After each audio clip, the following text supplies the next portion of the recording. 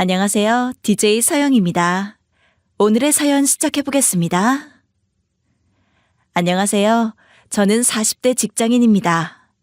두 아이를 키우며 직장 생활까지 병행하다 보니 늘 바쁜 나날을 보내고 있어요. 오늘은 저희 가족 이야기를 들려드리려고 합니다. 겉으로 보면 평범해 보이는 우리 가족이지만 한때 정말 큰 위기를 겪었던 적이 있거든요. 그 일을 통해 저는 가족의 의미와 관계의 소중함을 다시금 깨닫게 되었어요. 저희 엄마는 강인한 분이셨어요. 저와 동생을 혼자 키우시느라 힘들었을 텐데도 항상 웃음을 잃지 않으셨죠. 그런데 그 강인했던 엄마가 저희 올케를 처음 만났을 때 얼마나 기뻐하셨는지 아직도 기억이 납니다. 네 동생 참 좋은 사람 만나서 다행이다. 저 아이가 우리 집에 들어와줘서 얼마나 고마운지 몰라. 그런 엄마의 마음은 올케에게도 전해졌을 겁니다. 엄마와 올케는 결혼 전부터 가깝게 지냈어요. 제가 기억하는 가장 인상 깊은 사건이 하나 있습니다. 한 번은 올케가 회사에서 큰 실수를 해서 많이 힘들어했을 때였어요. 그때 엄마가 자정이 넘은 시간에도 직접 찾아가 음식을 챙겨주시며 위로하셨죠. 일하다 보면 실수도 하는 거야. 중요한 건 그걸 어떻게 바로잡느냐지. 괜찮아. 다시 잘하면 돼. 그날 이후로 올케는 엄마를 친정엄마처럼 여기며 더 따뜻하게 대했어요. 결혼 후에는 매년 엄마 생신 때마다 작은 편지와 선물을 빠짐없이 챙겼고요. 올케는 어머님은 저에게 친정엄마 같으신 분이에요 라는 말을 자주 하곤 했어요. 엄마도 올케를 친딸처럼 생각하셨고요. 그런데 제가 직장 문제로 해외에 나가게 되면서 일이 복잡해지기 시작했어요. 엄마가 병을 얻으셨거든요. 처음에는 그냥 피곤해서 그런 줄 알았어요. 그런데 병원에 가서 검사를 받으셨더니 입원을 해야 한다는 진단이 나왔습니다. 저는 그때 해외에 체류 중이었고 바로 돌아올 수도 없는 상황이었어요. 그게 두고두고 마음에 걸렸습니다. 엄마, 제가 정말 안 갔어야 했는데. 뭘 그래. 네 앞가림도 못하면서 어떻게 남까지 돕겠니? 엄마는 그렇게 말씀하시며 제가 마음 쓰지 않도록 애써 웃으셨지만 제 가슴은 무거웠습니다. 엄마가 병원에 계시는데도 옆에서 돌보지 못하고 있다는 죄책감이 컸거든요. 엄마가 병원에 입원하신 뒤로는 저희 올케가 병간호를 맡겠다고 나섰어요. 처음 그 말을 들었을 때 저는 너무 고마워서 눈물이 날 뻔했습니다. 올케, 정말 괜찮겠어? 이거 생각보다 정말 힘든 일이야. 형님, 제가 안 하면 누가 하겠어요. 어머님, 저한테 잘해주신 게 얼만데요. 사실 올케도 그때 직장일에 아이까지 돌보느라 바쁜 상황이었거든요. 제가 너무 미안해서 다시 말을 꺼냈어요. 내가 매달 돈 보낼게. 병원비도 보태고 네 필요한 거 다 써. 형님, 그럴 거면 저한테 맡기질 마세요. 이건 돈으로 할 수 있는 일이 아니잖아요. 그냥 제가 할게요. 그 말에 얼마나 가슴이 찡하던지요. 그러면서도 한편으로는 미안한 마음이 더 컸습니다. 그렇게 올케가 엄마 병간호를 맡으면서 시간이 흘렀습니다. 하지만 엄마도 병원 생활에 지쳐가셨던 것 같아요. 어느 날 엄마와 이런 대화를 나눴습니다. 너는 병원에만 있으면 좋은 줄 알지? 하루하루가 얼마나 힘든데. 엄마, 여기 계셔야 치료도 받고 안전하잖아. 빨리 회복하셔야지. 회복은 무슨 회복이야. 이렇게 병원에 갇혀 있는 게 더 죽을 맛이야. 집에 가고 싶다. 엄마, 여기서 치료 받아야 더 오래 사시지. 오래 살면 뭐하니? 내가 하고 싶은 대로 살다가 가고 싶다. 엄마가 그렇게 말씀하시는데 저는 아무 말도 할 수 없었습니다. 정말로 엄마 마음을 이해하면서도 그걸 받아들일 수 없는 제 자신이 밉더라고요. 그날 남편에게 엄마와 올케 이야기를 꺼냈을 때부터 마음이 편치 않았어요. 여보, 엄마 병원비도 많이 들고 올케가 많이 힘들어하니까 우리도 좀 보태야 할 것 같아. 당신 집안일은 당신이 알아서 해. 난 신경 쓸 여유 없어. 여보, 그게 무슨 소리야. 당신도 가족인데. 당신 가족이면 당신 가족이지 내 가족은 아니잖아. 그 말을 듣는 순간 머릿속이 하얘졌어요. 이게 진짜 내 남편이 맞나 싶더라고요. 믿고 의지했던 세월이 얼마나 허무하게 느껴지던지. 그날 밤 혼자 앉아 많은 생각을 했어요. 남편의 말은 단순히 무책임한 게 아니라 저와 제 가족을 철저히 남으로 여기고 있다는 뜻 같았거든요. 결혼 전만 해도 남편은 다정하고 믿음직한 사람이었어요. 제가 직장에서 힘든 일이 있을 때마다 남편은 제 어깨를 다독이며 말했죠. 우리 집안 걱정은 내가 다 알아서 할 테니까 당신은 신경 쓰지 마. 그때는 정말 믿었어요. 이 사람이라면 어떤 어려움도 함께 이겨낼 수 있을 거라고요. 결혼 초반에도 남편은 잘해줬어요. 퇴근 후 피곤한 몸을 이끌고도 아이들과 놀아주고 주말이면 시댁에 가는 길에 저를 배려하는 모습도 있었죠. 우리 부모님이 좀 많이 의지하시긴 해도 나만 믿어. 당신 힘들게 안 할게. 그 말이 얼마나 큰 위로가 됐는지 몰라요. 저는 남편을 전적으로 신뢰하며 가정을 꾸려나갔습니다. 하지만 남편의 태도는 시간이 지나면서 점점 달라지기 시작했어요. 특히 시댁과 관련된 일이라면 한치의 망설임도 없이 저희 가정을 희생시키는 쪽으로 행동했죠. 남편은 시댁과 얽힌 일이라면 무조건 우리가 도와야 한다고 주장했어요. 처음에는 그게 단순히 효심이라고 생각했어요. 남편이 우리 엄마가 이 정도는 필요하다라고 말할 때마다 저는 그를 믿고 따랐죠. 결혼 초반엔 큰 부담이 되지 않았기 때문에 그걸 이해하려고 노력하기도 했고요. 그런데 남편의 효심은 점점 지나치다 못해 집착처럼 느껴지기 시작했어요. 어느 날 남편이 아무렇지 않게 말했죠. 이번 달은 우리 엄마 여행비가 필요하대. 당신이 좀 보태주면 좋겠어. 처음엔 이해했어요. 가족끼리 돕는 건 당연한 일이라고 생각했으니까요. 그런데 매달 비슷한 요구가 이어지면서 저는 점점 의문이 들기 시작했어요. 여보, 우리도 생활비가 빠듯한데 이렇게 계속 도와줄 순 없잖아. 너희 집만 가족이야? 장모님 병원에는 그렇게 자주 가면서 우리 집도 가족인데 그 정도도 못 해줘? 그가 말하는 우리 집은 늘 시댁이었어요. 저는 가족이라는 이름으로 남편의 요구를 거절할 수 없었고 점점 더 많은 걸 감수해야 했죠. 남편을 조금 다르게 보게 된 건 남편 가방에서 우연히 발견한 서류 한 장 때문이었어요. 그날은 남편이 출근을 한 뒤였어요. 아이들 등교 준비를 하다 남편 책상 위에 놓인 서류를 보게 됐죠. 처음엔 별 생각 없이 봤어요. 그런데 서류 내용을 읽어나갈수록 심장이 점점 빠르게 뛰기 시작했어요. 남편의 회사의 회계문서였는데 자재비가 말도 안 되게 부풀려져 있었어요. 차액이 남편 계좌로 들어갔다는 내용까지 적혀 있더군요. 처음엔 잘못된 계산이거나 오해일 거라고 생각했어요. 남편이 그렇게까지 할 리 없다고 믿고 싶었거든요.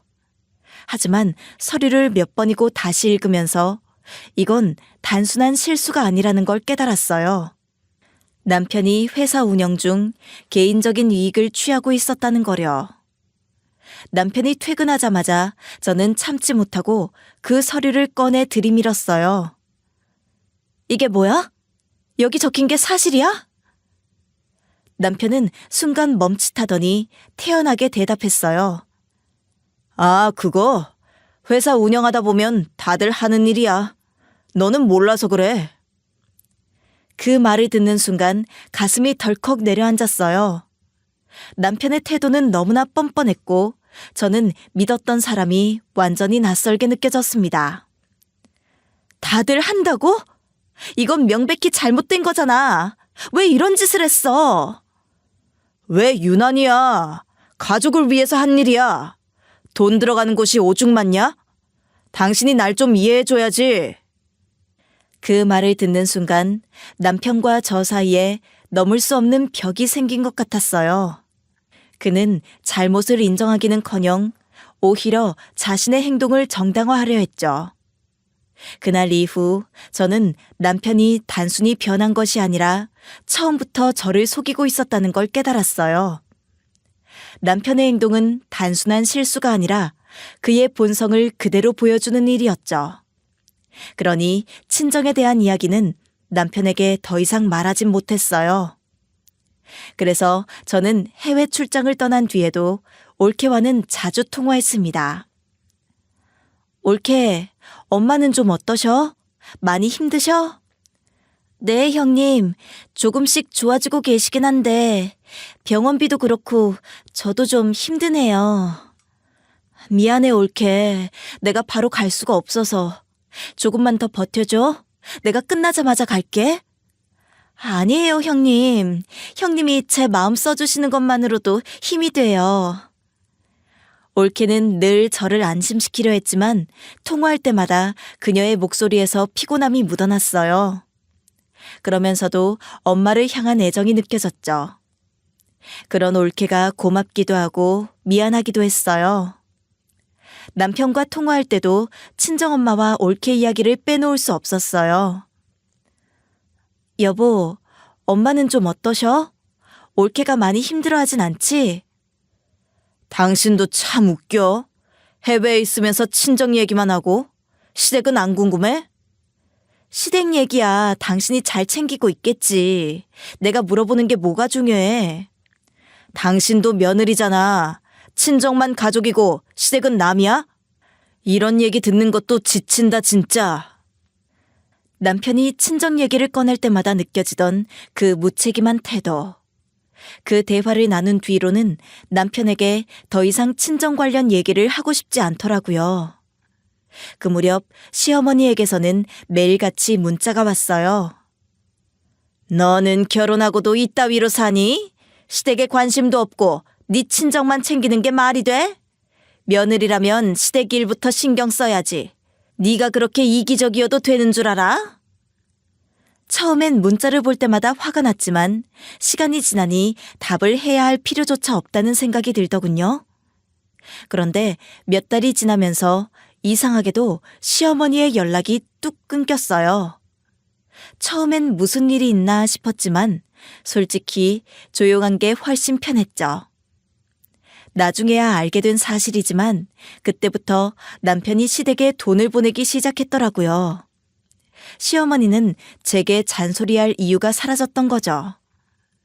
출장이 끝나고 엄마가 많이 좋아졌다는 소식을 들었을 땐 한결 마음이 가벼워졌어요. 올케가 그렇게 열심히 도와줬다는 얘기를 들으니 너무 고마웠어요. 그래서 귀국할 때 올케를 위한 작은 선물도 준비했죠. 귀국하자마자 병원으로 달려갔어요. 문을 열자마자 올케가 환한 미소로 저를 맞아줬어요. 형님 오셨어요? 해외에서 일하시느라 얼마나 고생 많으셨어요. 고생은 네가 했지. 엄마 돌보느라 힘들었을 텐데 진짜 고맙다. 올케는 늘 밝고 착했어요. 그런 올케가 참 고맙더라고요. 그런데 엄마는 달랐어요. 저를 보면서도 표정이 밝지 않았고 대화도 짧게 끝냈거든요. 엄마, 얼굴이 많이 좋아지셨네. 요즘 좀 괜찮으신 거죠? 뭐, 이게 다 너희 올케 덕이지. 며느리가 정말 고생했다. 엄마는 올케를 보며 미소를 짓고 따뜻한 말을 건넸지만 저에게는 무뚝뚝했어요. 너는 해외에서 편히 있다가 이제 온 거잖아. 너희 올케는 여기서 계속 힘들었고. 엄마 말이 틀린 건 아니었지만 저로서는 섭섭했어요. 제가 매달 돈을 보내며 도움을 주려고 했다는 걸 엄마는 모르는 걸까 싶었거든요. 며칠 뒤 엄마에게서 전화가 왔어요. 너는 100만 원씩 보내준다고 해놓고 갑자기 뚝 끊어버리면 어쩌냐? 갑자기 끊다니 무슨 소리야? 나 매달 보냈는데? 우리 며느리가 착해서 아무 말 없는 거지. 너는 돈 줄 자신 없으면 애초에 그런 말도 하지 말아야지. 내가 뭐가 돼? 엄마의 말을 듣고 머리가 어질어질했어요. 저는 한 달도 빠짐없이 남편을 통해 돈을 보냈다고 믿고 있었거든요. 엄마, 진짜 무슨 소리야? 나 매달 보냈어. 남편한테 맡겼고 그 돈 올케 통장으로 들어갔을 텐데? 아니야. 올케는 병원비며 간병비며 자기 돈으로 다 썼다고 하더라. 너희가 돈 보낸 적 없다고 했는데? 순간 가슴이 덜컥 내려앉았어요. 저는 매달 남편에게 100만 원씩 보내고 있었습니다. 처음에는 제가 직접 보내려고 했는데 남편이 나섰거든요. 당신이 신경 쓰지 말고 나한테 보내. 내가 50만 원 더 보태서 150씩 보낼게. 남편의 제안이 합리적으로 들렸고 저는 매달 꼬박꼬박 남편 계좌로 돈을 보냈어요. 그런데 올케가 못 받았다는 엄마의 말에 상황이 심상치 않다는 걸 느꼈습니다. 황급히 올케에게 전화를 걸었어요. 올케야, 내가 매달 보낸 돈 잘 쓰고 있는 거 맞아?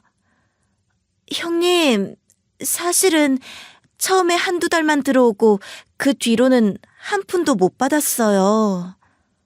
뭐라고? 그게 무슨 말이야? 남편이 보낸다고 했는데? 네 통장 기록 좀 확인해 볼래? 형님, 정말이에요. 통장에는 처음 2번 빼고는 입금된 게 없어요. 믿기지가 않았어요. 남편이 보낸다고 한 돈이 어디로 갔는지, 왜 올케에게 전달되지 않았는지 이해할 수 없었어요. 집에 돌아오자마자 남편에게 따졌습니다. 내가 보낸 돈 올케한테 갔어? 아니면 네가 중간에서 뭘 한 거야? 갑자기 왜 그래? 처남댁이 뭐라고 하길래 그래? 뭐라고 하긴. 한 푼도 못 받았대잖아. 네가 보낸다고 했는데 돈 다 어디 갔어? 아, 그거? 내가 보니까 장모님 상태도 괜찮아지신 것 같고 처남댁도 별말 없길래 그냥 그만뒀지. 뭐 그렇게 난리야? 뭐? 그래서 네가 그 돈을 어디에 썼는데? 그 돈이 어디 있겠어? 우리 엄마한테 드렸지. 당신 며느리라며. 그동안 우리 본가에는 용돈도 안 줬으니 드린 거야. 그 말을 듣고 숨이 막힐 것 같았어요. 그 돈은 엄마 병간호하라고 보낸 돈이야. 네가 어떻게 그런 식으로 써버릴 수 있어? 그게 뭐가 문제야. 어차피 우리 돈인데. 내가 부모님한테 드리면 안 돼? 우리 돈이 아니라 내 돈이야. 내가 번 돈이고 엄마 간호하라고 보낸 돈이야. 참 유난도 떤다. 그 돈 가지고 뭐 그렇게 난리야? 유난? 네가 엄마 병간호 비용을 네 부모님 용돈으로 돌린 게 유난이 아니야? 그건 배신이고 도둑질이야. 됐다. 네가 그렇게 예민하면 내가 어떻게 살아? 그냥 그만 좀 해. 나도 피곤하다. 남편의 태도에 말문이 막혔습니다. 돈을 멋대로 썼다는 것도 충격적이었지만 그런 상황에서 반성은커녕 뻔뻔하게 구는 모습에 실망이 컸어요. 바로 통장 내역을 확인했는데 제가 남편에게 보낸 돈은 모두 시댁 통장으로 입금돼 있었습니다. 남편은 그 돈을 며느리 용돈이라며 시어머니에게 전부 드렸더군요. 며칠 뒤 시댁에 직접 찾아갔습니다. 시어머니의 반응은 더 가관이었어요. 어머님, 혹시 남편이 드린 돈 잘 받고 계세요? 그럼 잘 받고 있지. 그 돈이 없었으면 어찌 살았겠니? 그 돈은 엄마 병간호를 위해 보낸 돈이었어요. 어떻게 이걸 아무렇지도 않게 쓰실 수 있죠? 네 남편이 부모 잘 챙기는 게 뭐가 나빠? 그리고 너희 친정엄마도 이제 괜찮다며. 괜찮다니요? 아직 병원에 계세요. 그 돈이 없어서 올케가 병원비를 다 감당했단 말이에요. 그건 네가 알아서 하랬잖아. 내가 무슨 상관이니? 그 자리에서 더 말을 이어가는 건 의미가 없다고 느꼈습니다. 집으로 돌아와 올케에게 그동안 얼마나 힘들었는지 물었어요. 올케, 그동안 왜 나한테 얘기 안 했어? 나 돈이 잘 전달된 줄 알았는데. 형님 바쁘신 거 알았으니까요. 괜히 말씀드리면 형님 마음만 더 불편할 것 같았어요. 솔직히 처음엔 괜찮았어요. 어머님 돌보는 건 당연한 일이니까요. 그런데 병원비랑 생활비가 점점 부담스러워지더라고요. 그렇게 혼자 감당하려고 하지 마. 앞으로는 다 얘기해줘. 내가 다 해결할게. 그날 밤 저는 잠을 이루지 못했습니다. 믿었던 남편이 이런 일을 저질렀다는 사실에 배신감이 들었고 엄마와 올케에게 미안한 마음이 컸어요. 그리고 이 일을 그냥 넘기지 않기로 결심했습니다. 제가 지켜야 할 사람들은 따로 있다는 걸 분명히 깨달았으니까요. 귀가하는 길에 머리가 복잡했습니다. 남편과 대화를 끝내고 나왔지만 해결된 건 아무것도 없었거든요. 집에 도착하자마자 올케에게 다시 전화를 걸었습니다. 이번에는 올케와 직접 만나기로 했어요. 뭔가 더 확인해야겠다는 생각이 들었거든요. 저와 올케는 근처 카페에서 마주 앉았습니다. 얼굴이 헬쑥해진 올케를 보니 마음이 아팠어요. 올케, 솔직히 말해줘. 그동안 엄마 간병하면서 얼마나 힘들었어? 아니에요, 형님. 제가 감당할 수 있는 일이었어요. 그럼 돈은? 병원비며 생활비며 네가 다 감당했잖아. 처음엔 괜찮았어요. 그래도 엄마를 제가 돌보는 게 당연하다고 생각했거든요. 그런데 점점 생활비도 부족해지고 병원비 때문에 더 이상은 어떻게 해야 할지 모르겠더라고요. 왜 그때 나한테 말 안 했어? 내가 돈이 잘 전달되는 줄 알고 안심하고 있었는데. 올케는 고개를 떨구며 작은 목소리로 말했습니다. 형님, 바쁘신 거 알았으니까요. 제가 괜히 말씀드리면 형님 마음만 더 불편하게 할 것 같았어요. 그리고 사실 저도 처음엔 남편분이 알아서 보내주실 거라고 믿었거든요. 네 잘못이 아니야. 이건 내가 더 철저히 확인하지 못한 게 문제야. 형님, 저 너무 무능해 보일까 봐 참았어요. 근데 이제는 정말 어떻게 해야 할지 모르겠어요. 죄송해요, 형님. 저는 자리에서 일어나 올케의 손을 꼭 잡았습니다. 너무 미안해, 올케야. 내가 다 해결할게. 네가 이렇게 고생할 줄 알았다면 진작에 알아봤어야 했는데. 올케의 울음은 한동안 멈추지 않았고 저는 일단 안심시키려 애썼습니다. 집에 돌아온 뒤 남편에게 다시 이야기했습니다. 네가 엄마 간호비를 시댁에 보냈으니까 그 돈 다시 내놔. 올케한테 줘야 해. 내놓으라니? 무슨 돈을 내놔? 이미 다 쓴 돈인데 뭘 어쩌라고. 그게 네 돈이야? 내가 번 돈이잖아. 그 돈을 네 멋대로 썼으니까 돌려놔야지. 아니, 돌려놓을 돈이 없어. 그 돈으로 우리 부모님도 겨우 살았어. 끝났다고. 끝났다고? 그 돈은 엄마를 위해 보낸 거야. 시부모님한테 보낸 게 아니라고. 그래서 그 돈도 결국 우리 가정 돈 아니야? 네가 돈 보내는 거 내 허락도 필요한 거야. 알아? 허락? 웃기지 마. 네가 허락할 권리 없어. 내가 내 엄마를 위해 쓰겠다고 한 거니까. 그럼 네가 다시 벌어서 보내든가. 나한테 뭘 어쩌라는 건데? 이제라도 올케한테 당신이 갚아. 네가 빚진 거잖아. 왜 내가 벌어서 또 보내야 해? 미쳤냐? 내가 왜 갚아?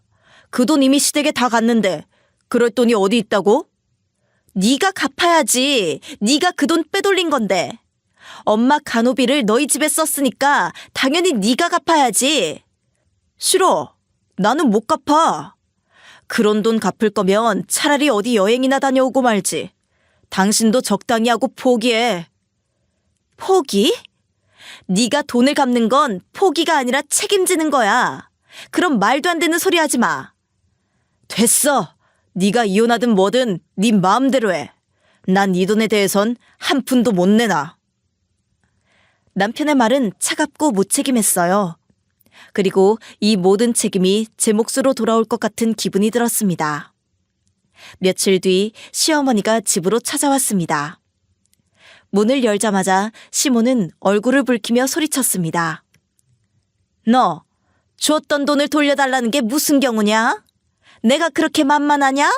정신 차리게 해줘? 어머니, 그 돈은 제가 친정엄마 병간호하라고 보낸 돈이었어요. 당연히 돌려받아야죠. 그래서 너는 너희 엄마만 부모고 우리는 뭐야? 딸 노릇하기 전에 며느리 노릇할 생각해야지. 어머니, 엄마가 투병 중이셨어요. 시댁 용돈은 따로 드릴 수도 있었잖아요. 그럼 네 돈으로 너희 엄마만 챙기고 우린 굶으라는 거였냐? 그런 돈을 뺏는 경우가 어디 있어? 어머니, 제 돈이 없었으면 이런 얘기를 꺼내지도 않았을 거예요. 근데 이건 잘못됐잖아요. 잘못? 뭐가 잘못인데? 너도 돈 벌고 잘 살면서 우리한테 그 돈이 뭐가 아까워? 어머니, 제가 그 돈으로 뭘 하려고 했는지 아셨잖아요. 그걸 아셨으면 이러시면 안 되죠. 아니긴 뭐가 아니야? 우리 집에 돈 좀 간 게 그렇게 화낼 일이냐? 어머님이 돌려주지 않으시면 남편에게 반드시 받을 테니 그렇게 아세요. 말 참 길게도 하네. 됐다. 나 간다. 네가 우리를 이 정도로 무시하는 줄은 몰랐어. 시어머니가 돌아간 뒤 방 안은 숨소리조차 들리지 않을 만큼 조용해졌습니다. 분노와 서글픔이 한꺼번에 몰려왔지만 이제는 제 가족을 위해서라도 싸워야겠다고 결심했습니다. 그날 밤 남편이 잠들고 나서 조용히 인터넷 뱅킹에 접속했어요. 제가 보낸 돈이 어떻게 쓰였는지 확인하고 싶었거든요. 그런데 거래 내역을 보고 정말 어이가 없어서 말문이 막히더라고요. 남편이 시댁 식구들을 자기 회사 직원으로 등록해서 매달 급여를 보내고 있었던 겁니다. 신우한테는 200만 원, 시어머니와 시아버지에게 각각 150만 원씩, 한 달에 500만 원 넘는 돈이 시댁으로 들어가고 있더군요. 그런데 제가 친정엄마 병간호비로 보낸 100만 원은? 그 돈은 올케한테 가지도 않았고 남편은 그걸 회사 계좌로 돌려 썼더라고요. 화가 나서 밤새 잠을 이룰 수 없었어요. 엄마 병간호비를 떼먹으면서 시댁에는 그렇게 퍼준 게 너무 어이가 없었거든요. 모든 정이 떨어지는 순간이었죠. 이제 이 사람과는 끝이라고 생각했어요. 이혼을 결심했지만 그냥 조용히 끝낼 생각은 없었어요. 남편이 저지른 모든 일을 밝혀서 반드시 대가를 치르게 해야겠다고 마음먹었습니다. 다음 날 아침 남편에게 따져 물었어요. 내가 보낸 돈 당신 회사 계좌로 들어간 거 맞지? 이게 뭐야? 갑자기 그건 왜 물어? 네가 그걸 어떻게 알았어? 알면 안 돼? 당신이 내 돈을 멋대로 회사 계좌로 빼돌렸잖아. 아니, 회사 사정이 좀 안 좋아서 잠깐 썼어. 그런 거 가지고 유난 떨지 마. 유난? 엄마 간호비로 보낸 돈을 회사에 썼는데 그게 유난이야? 당신이 지금 하는 말이 말이 돼? 그 돈도 결국 우리 집 돈 아니야. 상황 보고 쓴 거야. 네가 너무 예민한 거야. 우리 집? 당신이 말하는 우리 집은 시댁이지? 네 부모한테 500만 원씩 퍼주면서 우리 엄마 병간호비 100만 원은 못 보냈어? 진짜 피곤하다. 다들 회사 운영하다 보면 이런 일은 있는 거야. 너만 유난 떠는 거라고.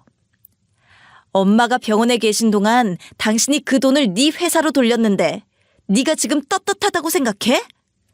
됐어. 네가 지금 화나서 이러는 거 아는데 나중에 보면 별일 아닌 거 알게 될 거야. 별일 아니라고? 병간호비를 비자금으로 쓴 게 별일 아니야? 당신이 지금 진심으로 하는 말 맞아? 됐고, 네가 그렇게 하고 싶으면 알아서 해. 근데 난 그 돈 갚을 생각 없어. 남편의 뻔뻔한 태도에 어이가 없어서 할 말을 잃었어요. 모든 애정이 끝났고 더 이상은 이런 사람과 함께 살 수 없다고 확신했죠. 하지만 그냥 넘어갈 수는 없었어요. 남편이 한 일에 대한 책임을 묻고 나서 떠나야겠다고 생각했습니다. 며칠 뒤 남편 회사에서 얼마 전에 퇴사한 박 대리를 만나기로 했어요. 박 대리는 남편 회사 내부 사정을 잘 알고 있었고 퇴사 과정에서 부당한 대우를 받은 사람이었거든요. 사실 남편은 박 대리에 대해 자주 험담하곤 했어요. 박 대리 같은 사람은 잘리는 게 당연하지. 회사 사람들도 다 싫어했어. 그 말을 들을 땐 박 대리가 정말 문제 있는 사람인가 싶었는데 이번 일을 겪고 나니 오히려 남편이 자신을 감추려고 박 대리를 희생양 삼은 게 아닐까 싶더라고요. 약속 장소에서 박 대리를 만나 이야기를 꺼냈어요. 박 대리님, 남편이 제 돈을 회사 계좌로 빼돌렸어요. 회사에서 비리로 쓴 게 맞죠? 맞긴 하죠. 저도 회사가 어떻게 돌아가는지 잘 알고 있었어요. 그럼 저 좀 도와주세요. 남편이 제 돈까지 그렇게 썼다면 저도 피해자인 거잖아요. 근데 제가 여기서 잘못 나섰다가 괜히 소송당하면 어쩌죠? 솔직히 두렵습니다. 걱정하지 마세요. 박 대리님 이름은 절대 언급하지 않을 거예요. 정보만 주시면 돼요. 알겠습니다. 저도 돕겠습니다. 솔직히 저도 그 회사에서 당한 게 많아서요. 박 대리는 자신이 회사에서 겪었던 일을 하나씩 이야기했어요. 남편은 회사에서 자재비를 부풀리고 하청업체들한테 그 비용을 떠넘겼대요. 그 피해로 하청업체 몇 곳이 문을 닫았다고 했어요. 저도 이 문제를 지적했었어요. 근데 당신 남편은 그런 사람들 입을 막으려고 했고 결국 저를 문제아로 몰아서 해고시켰습니다. 정말 감사합니다. 도와주셔서 너무 고맙고 끝까지 싸워볼게요. 박 대리의 도움으로 남편 회사의 비리를 하나씩 확인할 수 있었어요. 남편은 하청업체들한테 피해를 주면서도 자신의 비리를 감추려고 회사 돈을 빼돌렸고 그 돈을 시댁계좌로 송금했더라고요. 모든 준비를 마치고 남편이 법적으로 책임을 질 수밖에 없는 상황을 만들어 놓았을 때 저는 확신했어요. 이번엔 절대 넘어가지 않을 거라고요.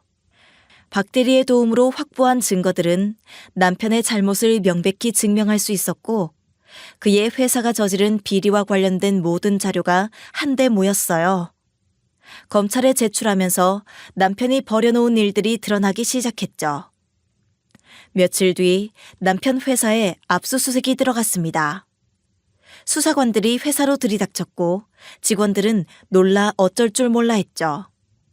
저는 그 소식을 듣고도 담담했어요. 오히려 이제 시작이다라는 생각뿐이었거든요. 남편은 수사관들 앞에서 뻔뻔하게 태어난 척을 했어요. 이건 오해입니다. 우리 회사는 정직하게 운영되고 있어요. 그건 조사해보면 알겠죠. 계약서와 자금 내역을 확인하면 결과가 나올 겁니다.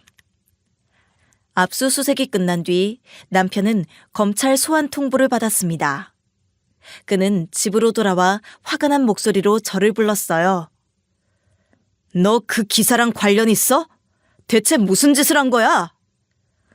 내가 뭘 했는지 왜 묻는 거야? 네가 회사에서 저지른 일 때문에 그런 거겠지. 그게 다들 하는 일이라고 했잖아. 왜 유난 떨고 난리야? 네가 다들 한다는 말로 일이 정당화될 거라고 생각해? 그건 범죄야. 됐다. 너 진짜 미쳤어. 우리 가족까지 다 말려 죽일 거냐? 네가 내 엄마 돈을 회사에 쓴 순간 우리 가족은 이미 끝난 거야. 감당할 준비해. 그렇게 남편은 정식으로 검찰에 소환됐어요. 검찰은 회사 내부 자료와 통장 내역, 계약서 등을 모두 확보한 상태였어요. 재판이 시작되면서 남편이 저지른 잘못들이 하나하나 드러났죠. 이 계약서를 보십시오. 자재비가 시장 가격보다 30% 부풀려져 있습니다. 차액은 피고의 개인 계좌로 이체됐고 그중 일부는 시댁 가족 계좌로 이동된 것이 확인됐습니다. 하지만 이 돈은 회사 운영을 위해 사용된 것입니다. 개인적인 이익을 위해 사용한 것이 아닙니다. 그렇다면 하청업체가 파산한 이유는 무엇입니까? 피고의 부당한 계약 조건으로 인해 최소 3개의 하청업체가 문을 닫았습니다. 법정에서 남편은 처음엔 부인하려고 했지만 증거가 너무 명백해서 끝내 고개를 들지 못했어요. 그의 부도덕한 행동이 드러날수록 제가 당한 배신감이 떠올랐고 저는 끝까지 싸우기로 마음먹었습니다. 재판이 끝난 뒤 남편과 마지막으로 마주 앉았습니다. 그는 여전히 자신이 피해자라도 된 것처럼 굴었어요. 끝났어. 당신이 회사에서 무슨 짓 했는지 다 드러났어. 뭘 그렇게 대단한 일처럼 구냐? 진짜 별일도 아닌걸. 별일이 아니라고? 내 돈으로 비자금 돌리고 회사까지 엉망으로 만든 게 별일 아니야? 그런 일은 다들 하는 거야. 네가 세상 물정을 모르는 거지. 세상 물정? 이건 범죄야. 당신이 잘못한 거고 네가 당연히 받아야 할 벌이야. 그 벌이 뭐? 너 지금 이혼이라도 하겠다는 거야? 그래, 해보라지. 이혼? 당장 할 거야. 네가 만든 비리를 끝까지 파헤칠 거야. 야, 네가 이러는 게 우리 애들한테도 좋을 것 같아? 그럼 다 같이 끝장나자고. 당신이 내 돈을 회사에 쓴 순간 가족이고 뭐고 이미 끝난 거야. 이제 네가 벌어질 일 다 감당해. 남편은 더 이상 아무 말도 하지 못했어요. 그제야 자신이 저지른 일의 무게를 조금은 깨달았겠죠. 남편의 회사는 순식간에 무너졌어요. 주요 거래처들은 모두 계약을 끊었고 회사는 대규모 프로젝트에서 퇴출됐어요.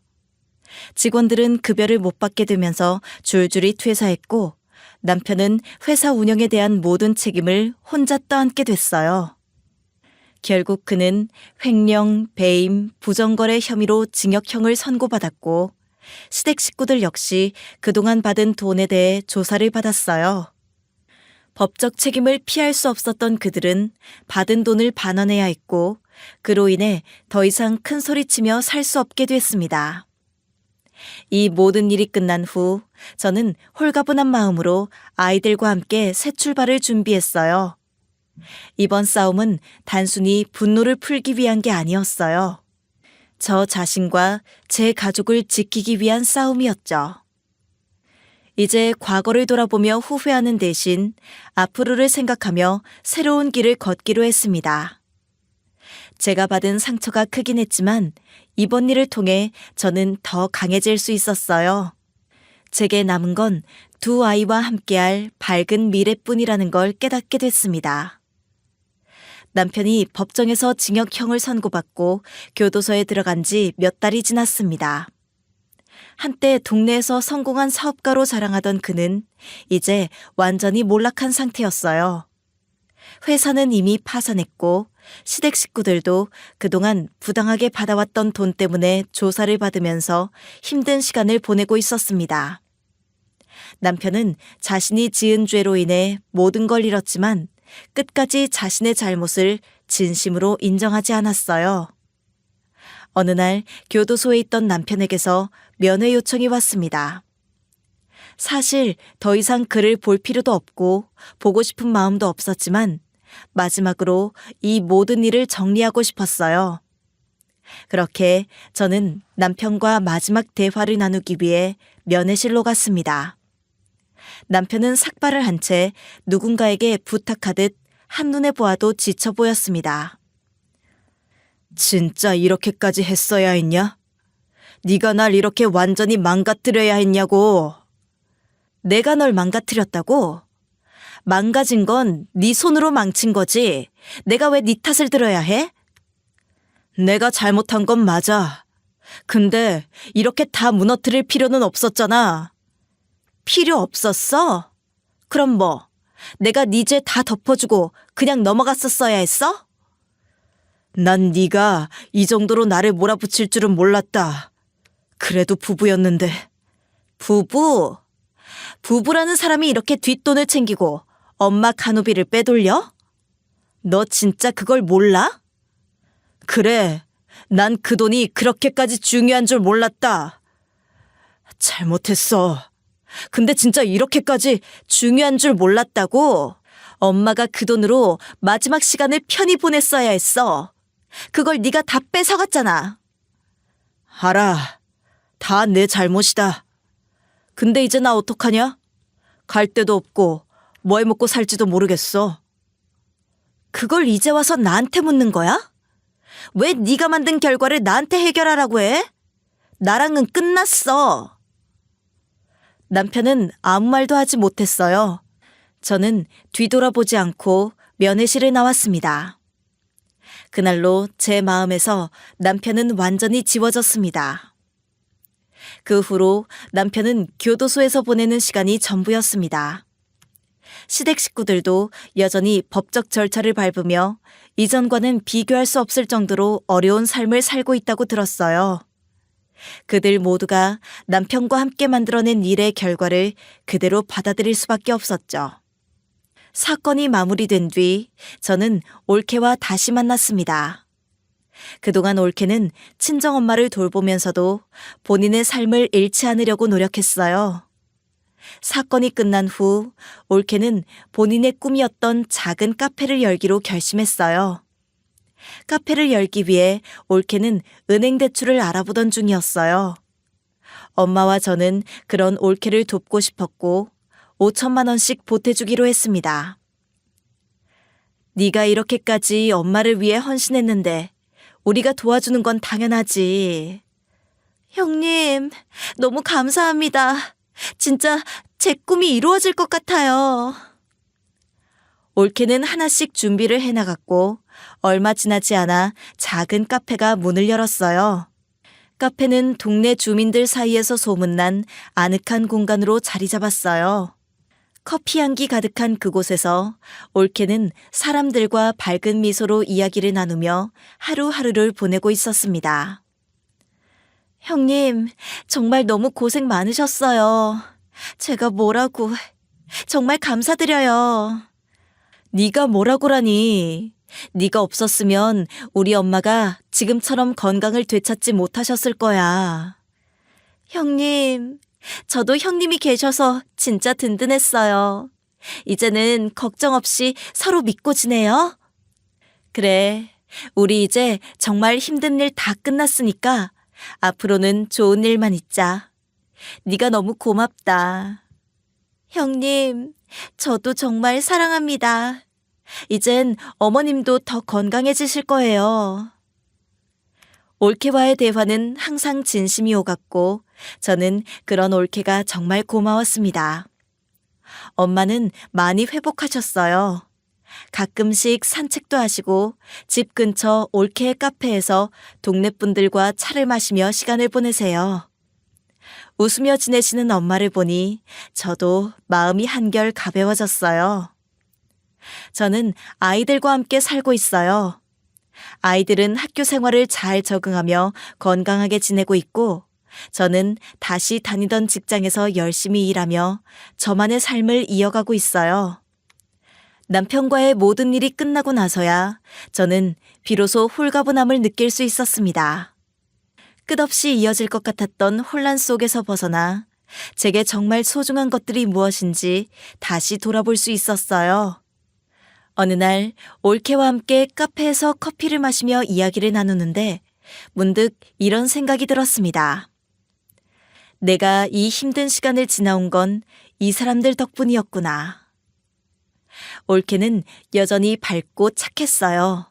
힘든 일이 있을 때마다 기댈 수 있었던 그 따뜻함이 없었다면 저는 아마 모든 일을 버텨내지 못했을 겁니다. 형님, 우리 이제 정말 괜찮아질 거예요. 어머님도 건강해지셨고 형님도 새 출발하셨잖아요. 그래, 맞아. 정말 고마워, 올케야. 네가 없었으면 나는 아무것도 못했을 거야. 저야말로 형님이 계셔서 버틸 수 있었죠. 형님이 저를 믿어주시니까요. 우리는 한참을 웃으며 이런저런 이야기를 나눴습니다. 그동안의 아픔을 이겨낸 우리는 앞으로의 시간은 더 나아질 것이라는 확신을 공유하고 있었어요. 아이들과의 시간도 소중하게 느껴졌습니다. 그날 저녁 아이들과 함께 저녁을 먹으며 이런 대화를 나눴어요. 엄마가 앞으로는 우리랑 더 많은 시간을 보낼 거야. 너희랑 여행도 가고 재미있는 일도 많이 해볼 거다. 진짜? 엄마 바쁘다고 항상 못 간다면서. 진짜지? 약속할게. 이제 엄마도 너희랑 시간을 더 많이 보낼 거야. 그럼 이번에 놀이공원 가자. 친구들이 다 갔다 왔대. 좋아. 놀이공원도 가고 맛있는 것도 많이 먹으러 가자. 아이들의 환한 웃음을 보며 저는 제가 선택한 길이 옳았다는 걸 다시금 느꼈습니다. 더 이상 남편의 그늘 속에서 살아가는 게 아니라 제 삶을 제 손으로 만들어갈 수 있다는 자신감이 생겼거든요. 엄마도 점점 더 건강해지셨습니다. 아침마다 동네 공원을 산책하시는 모습은 예전보다 훨씬 생기 있어 보였어요. 우리 올케 덕에 이렇게 좋아진 거야. 나는 정말 복 많은 사람이다. 엄마, 이제는 그런 말씀 그만하세요. 엄마가 이렇게 회복하신 게 우리 모두한테 제일 큰 행복이에요. 그래도 네가 힘들었을 텐데 엄마가 너무 많이 의지한 거 아니냐? 엄마, 그런 말 하지 마세요. 제가 엄마를 위해 뭘 해드려도 부족한데요? 엄마와 올케, 그리고 아이들. 이 사람들이 바로 제가 앞으로 지켜야 할 전부라는 걸 확실히 알게 되었습니다. 그리고 저는 새로운 계획도 세우기 시작했어요. 그동안 멀리했던 취미 생활도 다시 시작하고 언젠가 꼭 하고 싶었던 공부도 준비 중입니다. 삶은 아직 끝나지 않았으니까 지금부터라도 하고 싶은 걸 해보자. 제게는 이제야 처음으로 스스로를 위한 시간이 생겼습니다. 이제 저는 제 삶에 더 이상 남에게 의존하지 않고 제 스스로 만들어가기로 결심했습니다.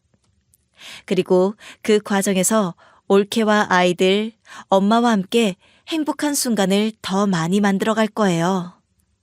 가끔은 그날의 고통스러운 기억이 떠오를 때도 있겠지만 저는 앞으로의 삶에서 더 빛나는 순간들을 찾아내리라 믿습니다. 그게 바로 제게 남은 숙제이자 희망이니까요. 제 이야기가 누군가에게 작은 위로가 되었으면 좋겠습니다. 그리고 지금 이 순간 여러분의 삶에서 정말로 소중한 것들을 돌아보는 기회가 되길 바랍니다. 이제 제 삶은 새로운 시작을 맞았습니다. 아이들과 손을 잡고 나아갈 이 길이 평탄치만은 않겠지만 그 길 끝엔 분명히 더 밝은 미래가 기다리고 있을 거라 확신합니다. 제 이야기를 들어주셔서 감사합니다. 모두 행복한 하루 보내세요. 감사합니다.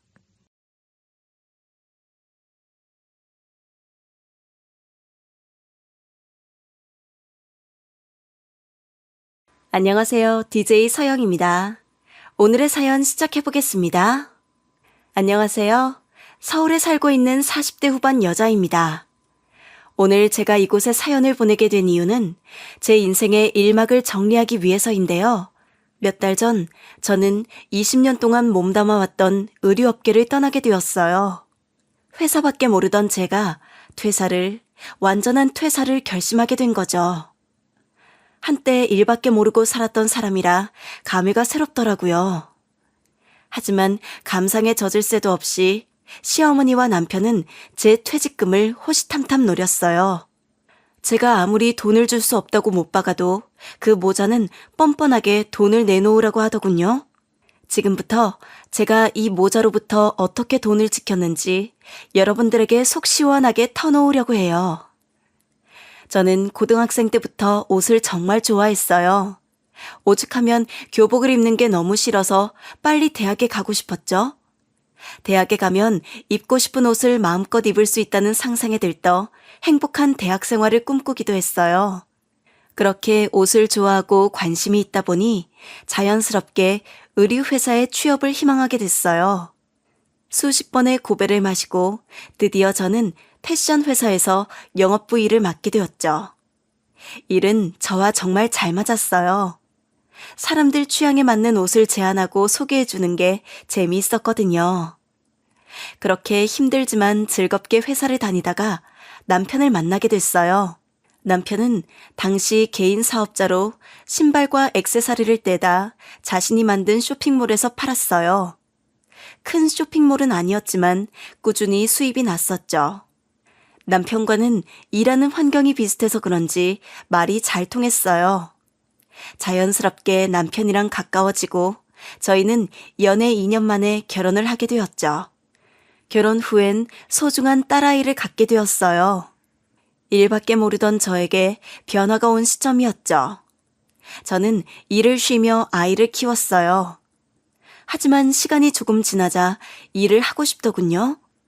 아이를 너무 아끼지만 지금은 일을 해야 한다는 마음이 더 컸던 것 같아요.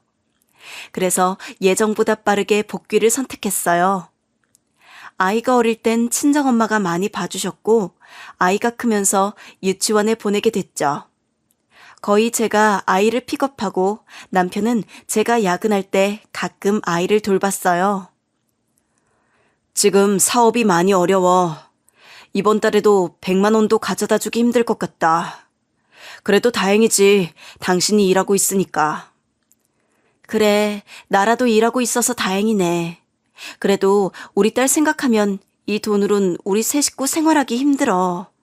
당신도 슬슬 다른 일을 알아보는 건 어때? 지금 취직하라고? 내가 어떻게 취직을 해? 평생 내 사업하면서 살았는데. 조금만 기다려봐. 곧 다시 잘 될 거야. 나도 당신 사업 잘 되길 빌지. 근데 벌써 몇 달째 빚만 쌓이고 있으니까 그렇지. 물건 개수를 좀 줄여서 운영해봐. 남편은 아이가 태어나기 전까지 꽤 돈을 벌었어요. 저도 일하면서 남편의 쇼핑몰을 알고 있을 정도였죠. 하지만 결혼 후 남편의 돈벌이가 점점 시원찮아졌어요. 조금씩 벌면서 몇 년은 버티는 듯 하더니 시간이 지날수록 한 푼도 못 버는 날이 많아졌죠. 자연스럽게 제가 이 집안의 가장 노릇을 하게 됐어요. 저도 회사 생활을 오래 했으니 남편의 사업에 도움이 될 만한 방법을 여러 번 조언했는데 남편은 고집이 세서 제 말을 듣지도 않고 자기 멋대로 회사를 운영했어요. 그나마 있던 직원도 떠나고 남편은 결국 운영하던 쇼핑몰을 접었어요. 남편은 사업을 접고 몇 달을 술만 마시고 집에 틀어박혔죠. 그런 남편을 그냥 두고 볼 수 없었던 친정에서 다시 사업 자금을 마련해줬어요. 남편은 지금까지 모은 전 재산과 시댁의 도움을 받아 프랜차이즈 분식점을 차리게 되었죠. 호기롭게 새 사업에 도전을 했지만 그것도 큰 돈을 벌지 못했어요. 벌어봤자 월세를 낼 수 있는 정도였죠. 그럴수록 저는 더 악착같이 일을 했어요. 시간이 어떻게 흐르는지도 모른 채 흘러갔죠. 딸아이는 눈 깜짝할 사이에 크더군요. 엄마가 돼서 많은 시간을 함께하지 못한 게 항상 미안했죠. 그래도 딸을 생각하며 더 열심히 일했어요. 저는 한 업종에서 무려 20년을 버텼어요. 수명이 짧다고 소문난 의류회사에서 이 정도 버텼으면 잘 버텼다고 스스로 생각했죠. 그동안 친했던 동료들이 하나 둘 퇴사하는 걸 보면서 여기까지 했으면 저도 열심히 살았다 싶었거든요. 사실 오래전부터 퇴사를 하고 싶었어요. 왜 그런 기분 있잖아요. 아직은 때가 아닌 기분. 그 기분을 안고 몇 년을 더 버텼죠. 그런데 어느 날 문득 드디어 때가 됐다는 생각이 들더군요. 그래서 저는 과감하게 퇴사를 선택하게 됐어요. 처음에는 발이 떨어지지 않았어요. 두려움이 앞섰죠. 회사를 나와서도 다른 일을 할 수 있을까 걱정이 됐던 것 같아요. 하지만 계속 이곳에 머물고 싶지 않았어요. 저는 더 이상 망설이지 않고 퇴사를 선택했어요. 퇴사를 결심하고 회사에 의견을 전한 후 가족에게 가장 먼저 이 사실을 알리게 되었죠. 저는 딸과 남편한테 퇴사를 한다고 말했어요. 딸은 그동안 고생했다며 퇴직 파티를 하자고 하더군요. 딸의 웃는 모습에 눈물이 핑 돌았어요. 엄마, 그동안 고생했어. 나도 이제 대학생이고 과외도 하고 있으니까 아무 걱정하지 마. 이제 내가 더 열심히 공부해서 엄마 마음 편하게 해줄게. 무슨 소리야. 엄마가 대학 졸업할 때까지 학비 다 해줄 테니까 그런 걱정하지 마. 그 정도 능력은 있어. 이제 좀 편히 쉬면서 여행이라도 좀 다녀와. 엄마 여행도 제대로 간 적 없잖아. 딸이 철이 빨리 든 것 같아요. 제가 남편 때문에 고생하는 모습을 너무 오래 본 탓인지 나이보다 성숙했죠. 속 한 번 썩인 적 없었어요. 항상 딸은 제 생각을 먼저 해주는 고마운 존재였죠. 남편이 오랫동안 돈을 못 벌고 방황하는 상황 속에서도 제가 버틸 수 있었던 건 오직 딸아이 때문이었어요. 무슨 여행이야. 벌써 퇴직을 하면 어떡해. 당신 더 일할 수 있잖아. 앞으로 뭐 먹고 살려고? 안 그래도 장사 안 돼서 죽겠는데 당신은 계획도 없이 왜 이런 짓을 해? 계획 없이 퇴사한 거 아니야. 나도 다 계획하고 퇴사한 거야. 20년을 일만 했어. 내 선택을 믿고 좀 축하해주면 안 돼? 그리고 내가 무슨 일을 해도 당신보다 더 잘할 테니 걱정하지 마. 뭐? 이제 백수면서 말은 잘한다? 무슨 일을 해도 나보다 잘한다고? 당신이 아직도 잘 나가는 회사원인 줄 알아? 회사 밖은 지옥이라고. 남편은 제 속을 박박 긁으며 난리를 치더군요. 그날 딸아이는 시무룩한 표정으로 다시 기숙사로 돌아갔죠. 행복한 순간에 찬물을 끼얹는 건 남편이 참 잘하는 일이었어요. 애초에 축하는 바라지도 않았지만 남편이 저주 같은 말을 꺼내니 마음이 안 좋았죠. 하지만 저는 확신이 있었어요. 회사 밖을 나와서도 잘 살 수 있다는 확신이요. 그런데 퇴직 서류를 제출한 날 시어머니가 갑자기 저희 집에 찾아오셨어요. 너 너무한 거 아니냐? 시어머니 칠순잔치 하는데 너는 며느리가 돼서 관심도 없어?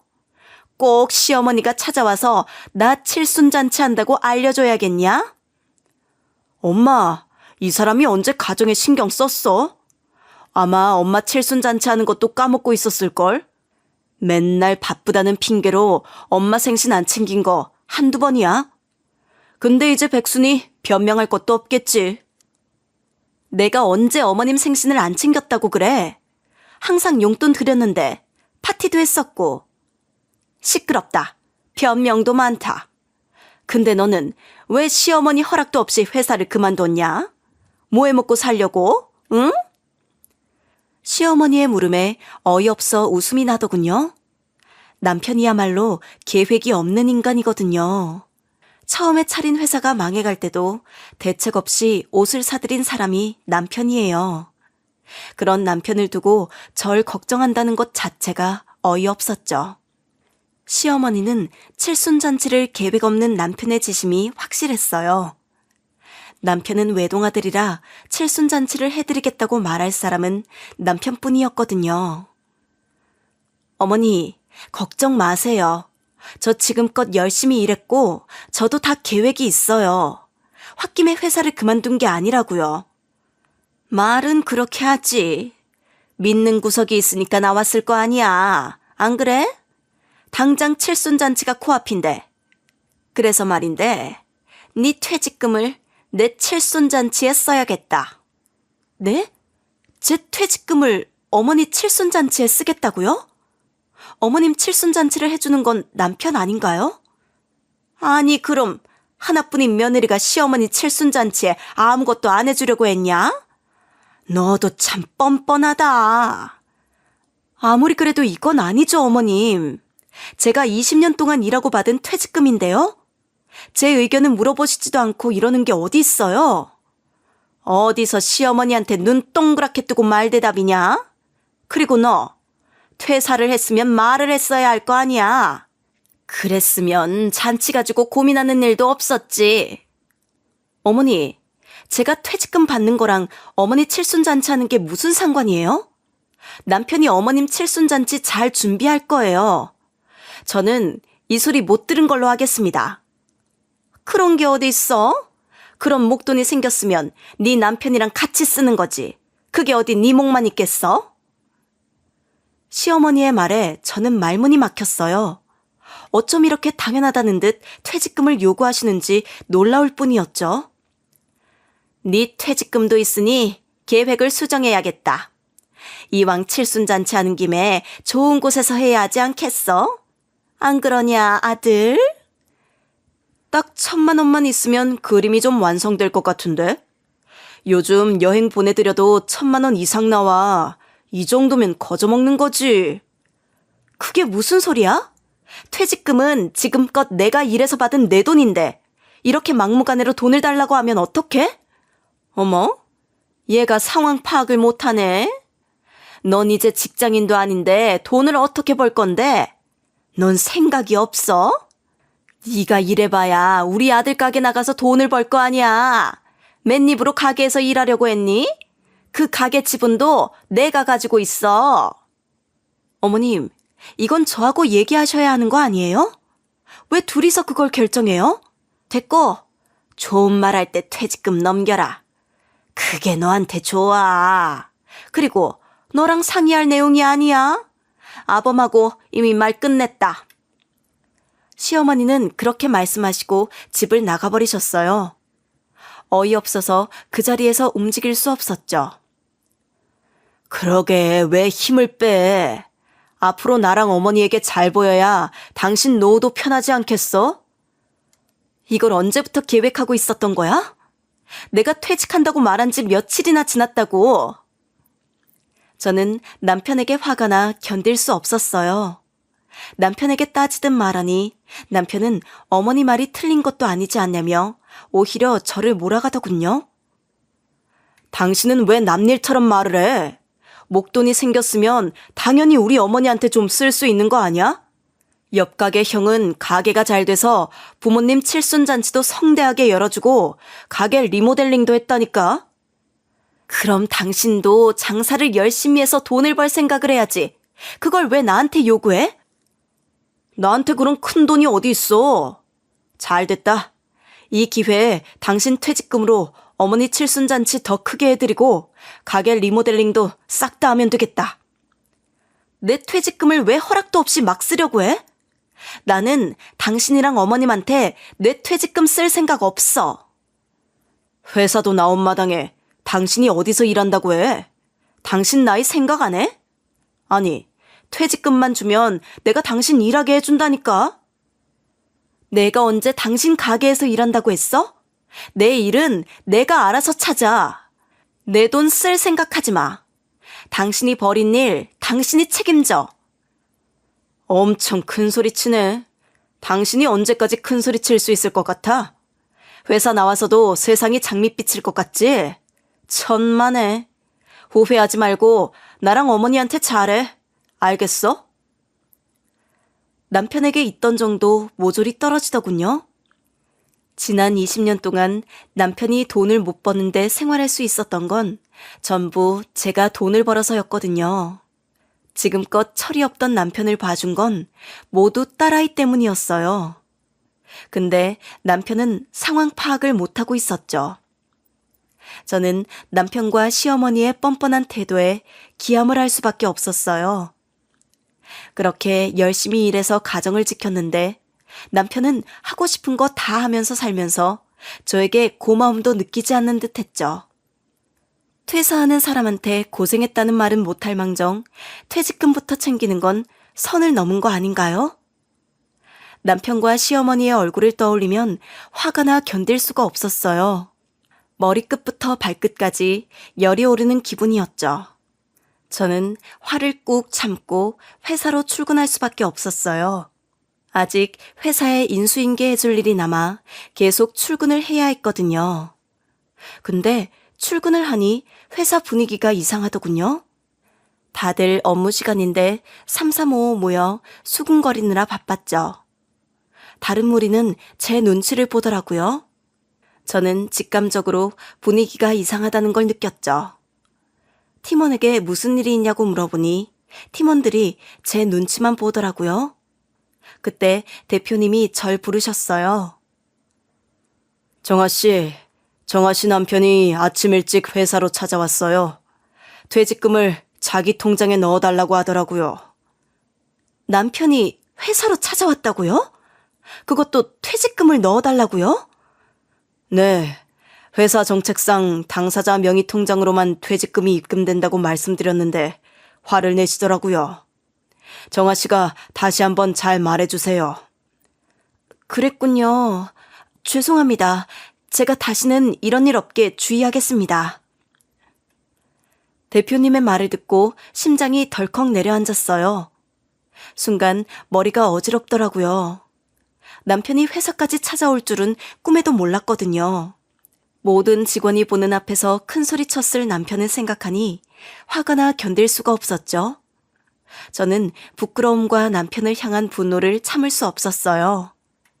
그렇게 대표님과의 면담을 마치고 나오는데 팀원들이 저를 힐끔거리더라고요.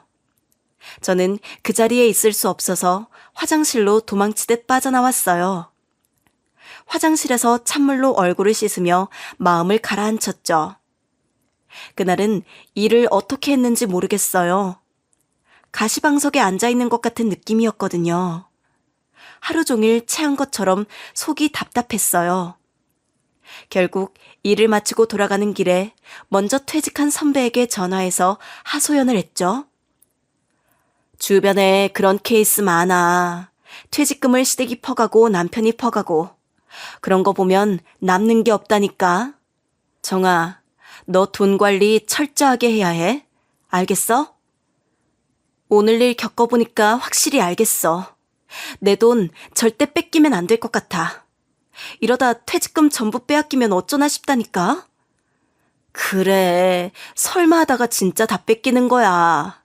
시어머니 칠순잔치도 모자라 가게 리모델링비까지 달라니 말도 안 돼. 내가 지금까지 어떻게 일했는데. 선배, 나 정말 답답하고 속상해. 목돈이 생기면 가족도 믿는 거 아니야. 이럴 때일수록 정신 똑바로 차려야 해. 남편이 또 뭔 짓을 하나 잘 감시해. 마음 약해지지 말고 독하게 먹어. 알았지? 저는 선배의 조언을 들으며 집으로 돌아왔어요. 평소에 많이 의지하는 선배와 통화를 하니 그제야 마음이 한결 놓이더라고요. 그제야 복잡했던 머리가 맑아지는 기분이었죠. 남편에게서 어떻게 퇴직금을 지켜야 할지 고민하기 시작했어요. 남편의 행동에 화가 나 아예 생각을 못하는 지경까지 와 있었거든요. 남편과 20년을 살면서 남편은 제대로 돈을 가져본 적이 없었어요. 제가 집안을 먹여 살리다시피 했는데 어떻게 이러는지 억울하더군요. 제가 바보처럼 남편을 다 봐줘서 이렇게 뻔뻔하게 굴고 있나 싶더군요. 저는 남편에게 절대 지지 않겠다고 굳게 다짐하고 집으로 돌아왔어요. 집으로 돌아와 보니 시어머니가 계시더군요. 또 칠순잔치 이야기를 할 게 뻔해서 참았던 화가 불쑥 올라왔죠. 절 보더니 시어머니는 기다렸다는 듯 큰 소리로 말하더군요. 예, 오늘 알아보니 칠순잔치 하는 것만 1,000만 원으로 부족하겠더라. 지인들이 서로 오겠다고 난리야. 이러다가 초대 가수라도 불러야 하는 거 아닌지 모르겠다. 어머니 걱정하지 마. 어머니 며느리 직장 생활만 20년 차야. 퇴직금 많을걸? 그러니 칠순잔치는 걱정하지 말라니까 그러네. 그 일은 끝난 걸로 알고 있는데요. 저는 어머님한테 제 퇴직금 못 드려요. 저도 이 돈 다 쓸 때가 있어요. 뭐? 너 아직도 그 소리냐? 네가 아직도 주제 파악을 못하는구나. 내가 몇 번을 말해줘야 해? 어머니, 이 사람이 회사 일 말고 해본 적이 없어서 그래. 어머니가 좀 이해해줘. 저렇게 말해도 돈 다 줄 거니까 걱정 마셔. 내가 저런 것도 며느리라고. 다른 집 며느리는 없는 돈도 만들어서 시어머니한테 바친다는데 쟤는 뭘 믿고 저러는지 몰라. 시어머니의 말을 더 이상 들어줄 수 없었죠. 지금껏 남편 때문에 고생한 걸 누구보다 잘 알면서 제가 퇴사하자마자 기다렸다는 듯이 태도를 싹 바꾼 시어머니 때문에 기가 찰 노릇이었어요. 시어머니가 평소에도 말을 얄밉게 하시긴 했지만 이렇게까지 제게 막말을 하신 적이 없었거든요. 아무래도 제가 일을 그만두니 대놓고 무시를 하는 것 같더라고요. 이제 본색이 나온다고 생각하니 온몸에 소름이 돋더라고요. 어머님, 저 어머님한테 할 만큼 했어요. 남편이 돈 못 벌어와도 아무 말 안 하고 생활비 제가 다 냈어요. 그리고 지금껏 드린 어머님 용돈도 남편이 번 돈보다 제가 번 돈이 훨씬 많고요. 그래서 너 지금 유세 떠는 거냐? 그럼 뭐해? 넌 이제 백수인데. 그동안 돈 좀 번다고 위세 떨더니 이제 할 일이 없어서 어쩌니? 어머님, 제 일은 제가 알아서 해요. 어머님 아들한테 손 벌릴 일 없으니까 걱정하지 마세요. 아이고 무서워라. 너도 참 독하다. 퇴직금 그거 몇 푼 쓰고 편하게 남편 도와서 일하면 될걸. 왜 이렇게 고집을 부려? 어머님, 가게 잘 되지도 않는데 제가 뭘 도와서 일을 해요? 지금 가게 남편 혼자 일해도 충분해요. 또 말 대답하네. 됐다. 너랑 더 말하기 싫다. 잔말 말고 1,000만 원 이상 줘라. 다들 내 칠순잔치 온다고 난리다 난리야. 내가 작은 곳에서 잔치하잖아. 남들이 며느리 흉봐. 시어머니는 소파에 누워 깔깔거리며 말하더군요. 남편도 시어머니 말에 맞장구 치며 즐거워했죠. 시어머니와 남편은 제가 돈을 줄 거라고 확신하고 있었어요. 그 모습을 보니 화가 나 견딜 수 없었죠. 퇴직금까지 자신의 통장으로 몰래 받으려고 해놓고 뻔뻔스럽게 칠순잔치 비용을 더 달라는 남편을 보니 속이 뒤틀리는 것 같았어요. 회사에 와 난장판을 쳐놓은 걸 보니 남편이 시어머니의 칠순을 시작으로 제 퇴직금을 전부 가져갈 수 있겠다는 생각이 들더군요. 목돈이 생기면 가족도 믿는 게 아니라던 선배의 말이 떠오르더라고요. 저는 더 이상 남편을 믿을 수 없었어요. 시어머니는 그렇게 본인 할 말만 잔뜩 늘어놓다 집으로 돌아가셨어요. 저는 남편에게 오늘 일을 따져 물었죠. 남편은 태연하게 그게 왜 잘못이냐는 듯 오히려 제게 묻더군요.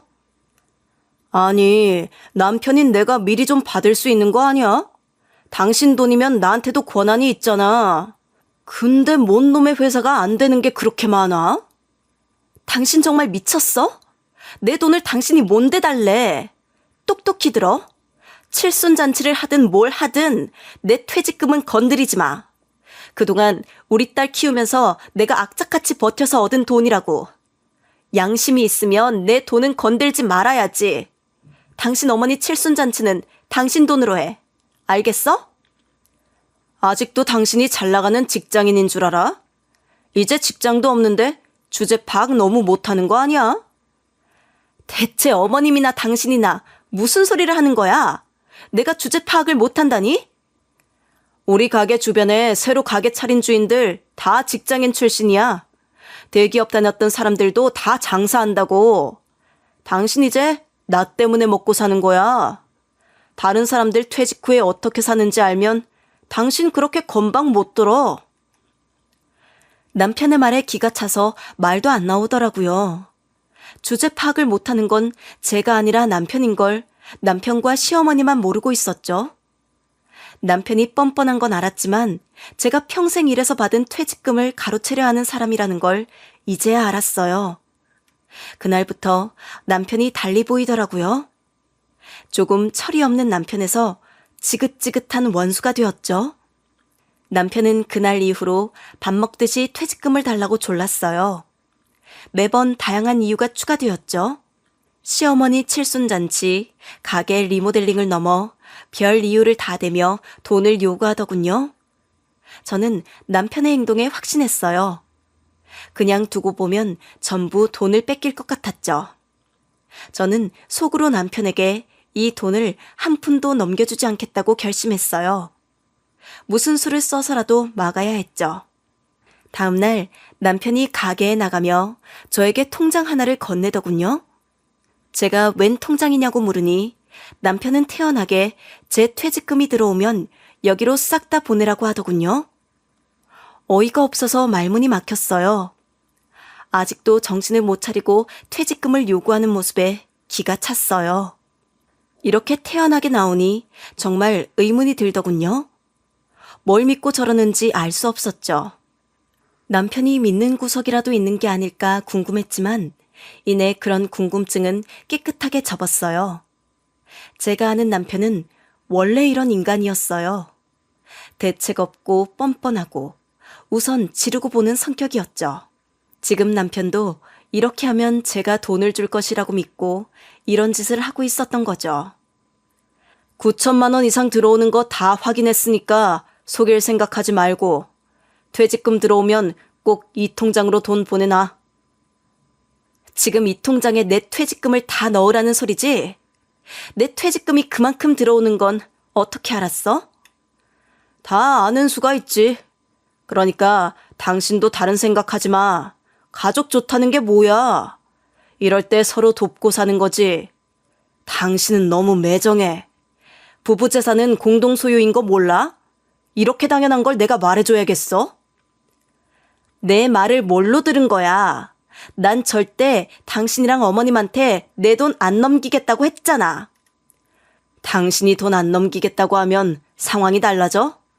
결국 그 돈은 나한테 오게 되어 있어. 그냥 편하게 가자, 어? 저는 남편의 말에 더 이상 대꾸도 하지 않았어요. 남편은 당연하다는 듯 통장을 두고 사라지더군요. 화가 머리끝까지 치솟았지만 화를 누르고 나갈 준비를 시작했죠. 저는 옷을 갖춰 입고 밖으로 나왔어요. 서울 한복판에 있는 대형 옷가게 매장으로 발걸음을 옮겼죠. 제가 들어가자마자 직원들이랑 사장 언니가 절 반겨주더군요. 언니는 제 손을 꼭 붙잡더라고요. 어서 와. 내가 널 얼마나 기다렸는지 알아? 우리 직원들도 다 너 기다리고 있어. 네가 유능한 인재라고 엄청 자랑을 많이 해뒀거든. 언니, 빨리 오겠다고 해놓고 계속 기다리게 해서 미안해요. 당장은 풀타임으로 일하지는 못할 것 같아요. 파트타임으로 일하다 풀타임으로 옮기고 싶은데 그래도 될까요? 당연하지. 내가 너한테 다 맞춰주겠다고 했잖아. 그 정도도 생각 안 하고 너 데려왔을까봐? 멀쩡히 다니던 회사도 그만두게 했는데 내가 다 맞춰줄 테니까 걱정하지 마. 언니 고마워요. 언니가 저 믿어준 만큼 저 더 열심히 할게요. 그래서 출근은 언제부터 할 거야? 월급은 걱정하지 말고 회사 다닐 때보다 더 줄 테니까. 언니, 저 남편이랑 이혼하려고요. 5개월만 기다려주세요. 이혼하고 그때부터 풀타임으로 뛸 수 있을 것 같아요. 이혼한다고? 네 남편 그렇게 너 속썩이더니 무슨 일 생긴 거야? 저는 언니에게 제 사정을 말했어요. 남편과 퇴직금 때문에 갈등이 생겨 이혼을 준비하고 있다는 것까지 모조리 털어놨죠. 언니는 제 말에 걱정하지 말고 그렇게 하라고 말해주더군요. 사실 제가 퇴직을 신청하게 된 계기가 바로 언니 때문이었거든요. 언니는 첫 회사에서 만났는데 일찌감치 퇴사를 해서 큰 옷가게를 하고 있었죠. 사업 수완이 좋았던 건지 언니의 사업은 성공적이었어요. 매출이 아주 잘 나와 벌써 다른 지점에서 또 옷 매장을 할 계획을 갖고 있었죠. 언니는 작년부터 저한테 같이 일하자고 수도 없이 말하곤 했어요. 언닌 저에게 매장을 관리하는 매니저 역할을 제안했죠. 저는 언니가 저를 왜 이토록 영입하고 싶어 하는지 궁금했어요. 그래서 언니에게 물어보니 언니는 저만큼 옷을 잘 알고 사람들의 취향에 맞춰서 옷을 추천해줄 사람이 어디 있냐고 하더군요. 저는 언니의 말에 용기를 얻었죠. 지금껏 일한 게 헛되지 않았다는 확신이 들더라고요. 저는 그렇게 언니 덕분에 퇴직을 결심할 수 있었죠.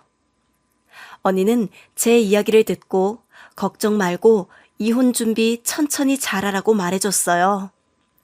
저는 그렇게 언니 매장에서 파트타임으로 일을 시작했어요.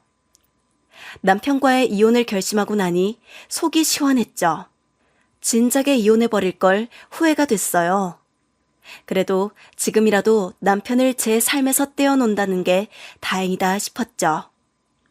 저는 그렇게 모든 준비를 마친 뒤 남편을 속이기 위해 태연하게 연기했어요. 우선 칠순잔치에 협조하는 척했죠. 앞으로 제가 일하게 될 매장을 둘러본 날 저녁 집으로 돌아와 남편에게 먼저 칠순잔치 이야기를 꺼냈어요. 칠순잔치 준비는 어떻게 돼가? 잘 되고 있어? 당신이 웬일이야? 우리 어머니 칠순잔치를 궁금해하고? 이제 좀 정신을 차렸나 봐. 그거 잘 알아보고 진행해야 해.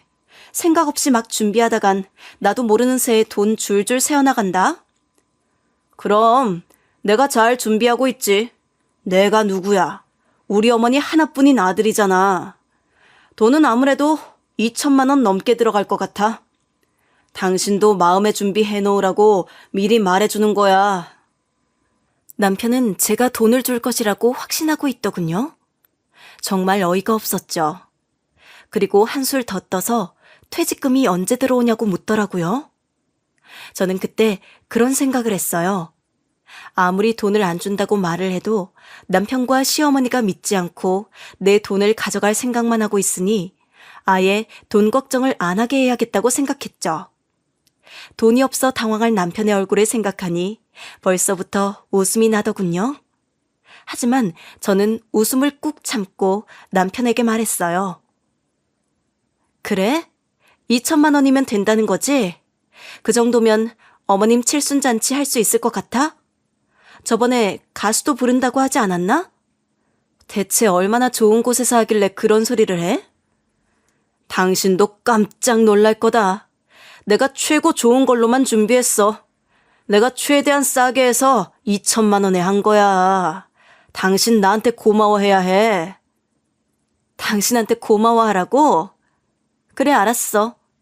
그 정도 생각해둘게. 당신은 어머님 칠순잔치 잘 준비해. 나는 따로 준비하는 게 있어서 바빠. 저는 일을 하며 남편과의 이혼을 준비할 예정이었어요. 남편은 그것도 모른 채 신나게 떠들어댔죠. 그 모습을 보니 자신의 앞날을 한 치 앞도 예상 못하는 남편이 불쌍하기까지 하더군요. 아이, 그럼 내가 어머니 아들인데 그건 내가 해야지. 근데 당신 갑자기 왜 이렇게 협조적이야? 진작에 이렇게 했으면 좋았잖아. 힘도 안 빼고. 그러게. 당신 말대로 진작 이렇게 할 걸 그랬네. 편하고 좋아. 그치? 내 말 들어서 나쁠 거 하나도 없다니까.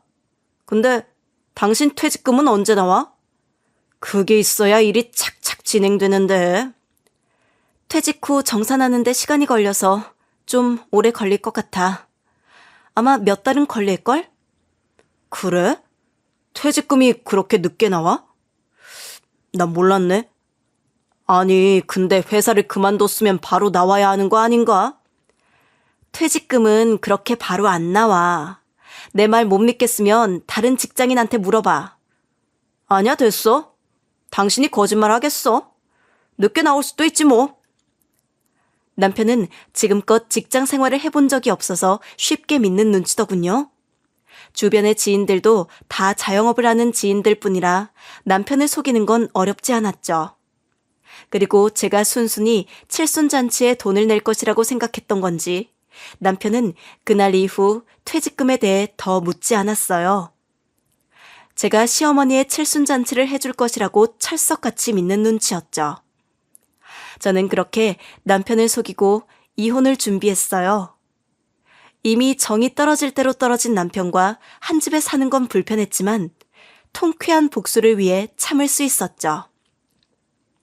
저는 남편과 시어머니 몰래 새 직장에서 파트타임으로 일하기 시작했어요. 생각보다 일이 저한테 잘 맞고 재미있더라고요. 일을 하면서 그 시간들을 보낼 수 있었던 것 같아요. 저는 시어머니의 칠순 잔칫날만 손꼽아 기다렸죠. 드디어 시어머니의 칠순잔치 하루 전날 저는 짐가방을 쌌어요. 어차피 딸은 대학 기숙사에 있으니 제가 당장 못 나갈 이유도 없었거든요. 사실 이미 딸에게 이혼 사실을 알렸어요. 딸은 제 말을 듣고 담담하게 알겠다고 하더라고요. 아마 딸도 제가 남편 때문에 힘들게 일해왔다는 사실을 잊지 않고 있는 것 같더군요. 딸이 저를 이해해준다고 생각하니 더 무서울 게 없었어요. 이제 정말 이 거머리 같은 인간만 제 인생에서 떼어낼 차례였죠. 저는 남편이 돌아오기만을 기다렸어요. 이혼 서류를 던져줄 생각만 하고 있었죠. 지난 결혼 생활이 주마등처럼 스쳐 지나가더라고요. 남편이 돈을 벌지 못해 혼자 힘들게 돈을 벌었던 날들이 떠올랐죠. 다시 생각해보니 정말 미련한 짓을 많이 했더라고요. 그때는 이렇게 살면 남편도 언젠가 변할 수 있다고 생각했던 것 같아요. 남편은 20년이 지난 지금도 변하지 않았는데 말이죠. 당신 왜 그렇게 멀뚱히 앉아있어? 당신 어머니랑 통화해봤어? 내일 아침 일찍 나가야 하는 거 알지? 아니, 잘 모르겠는데? 내가 왜 일찍 일어나야 해? 당신이 알아서 다 준비하기로 했잖아. 아니, 머리하고 화장하고 하려면 당신이 어머니 모시고 먼저 출발하는 게 낫잖아. 그리고 퇴직금은 나왔어? 그거 빨리 나와야 하는데. 퇴직금?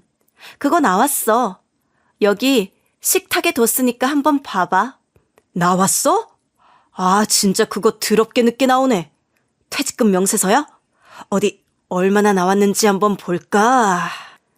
남편은 제가 식탁에 올려둔 이혼 서류를 들고 싱글벙글 웃고 있더라고요. 하지만 남편의 얼굴은 빠르게 굳었죠. 서류에 쓰여있는 이혼이라는 글자에 믿을 수 없다는 듯 남편은 고개를 젓더라고요. 저는 아무렇지 않게 짐가방을 들었어요. 남편은 다급하게 제게 외치더군요. 이게 뭐야? 이혼이라니? 우리가 왜 이혼을 해? 그걸 몰라서 물어? 진작에 이혼을 했어야 했는데 이제 하게 됐네? 양심이 있으면 조용히 이혼하는 게 좋을 거야. 이게 대체 무슨 소리야? 내일이 어머니 칠순잔치인데 갑자기 이러면 어떡해? 난 이제 이 집 며느리 아닌데 내가 왜 어머니 칠순잔치를 신경 써야 해? 아들인 당신이 알아서 해야지. 당신 이러는 게 어딨어? 전날에 이러면 안 되지. 내 입장은 생각 안 해? 당신 왜 이렇게 이기적이야? 내가 이기적이라고? 네가 나한테 지금 할 소리야? 진짜 이기적인 게 누군데. 20년 동안 따뜻한 밥 먹고 따뜻한 곳에서 자게 해줬더니 이제 그것도 모자라 내가 평생 일해서 받은 퇴직금까지 내놓으라고 해? 내가 돈 많이 쓰라고 해서 화났어? 그럼 원래 계획대로 1,000만 원만 쓰면 안 돼? 내가 그 돈을 어디서 구해? 당신도 내 사정 잘 알잖아. 제발 나 좀 살려주라, 응? 남편은 제 옷자락을 붙잡고 애원하더군요. 이 와중에 칠순잔치만 생각하는 남편이 어이가 없었죠. 20년이 넘는 결혼 생활을 정리하는 마당에 칠순잔치 타령만 하고 있으니 헛웃음이 나더군요. 하지만 남편은 이런 제 속도 모르고 계속 칠순잔치 타령만 했어요. 칠순잔치 못하면 사람들이 날 어떻게 보겠냐. 우리 어머니 칠순잔치만 기다렸다. 제발 칠순잔치만 하게 해달라고 빌더군요. 저는 참을 수 없는 분노를 느꼈어요. 더 이상 남편에게 기대할 것도 없었죠. 저는 결국 참지 못하고 남편의 따귀를 올리며 한마디 했어요. 너는 이 와중에 칠순잔치 생각밖에 없어? 너 이래서 이혼당하는 거야. 알아? 나는 더 이상 너희 집이랑 엮일 일 없으니까 칠순잔치는 네 맘대로 해. 남편은 이 와중에도 정신을 못 차리더라고요. 맞은 뺨을 부여잡고도 입은 살았는지 계속 헛소리를 했죠. 여보, 진짜 왜 그래? 당신도 나랑 이혼하면 할 거 없잖아. 우리 같이 가게 리모델링 싹 하고 장사하면 된다니까? 난 너랑 같이 장사할 생각 없으니까. 이거 봐. 그리고 넌 네 미래나 걱정해. 요즘 가게 장사도 안 돼서 매일 우는 소리 하면서 무슨 자신감으로 칠순잔치를 하겠다고 떠들었던 거야? 그럼 어떡해. 어머니는 칠순잔치만 기다리시는데 나도 양심은 있다니까. 지금껏 어머니 속만 썩혔는데 나도 자식 노릇을 해야 할 거 아니야. 네가 양심이 있다고?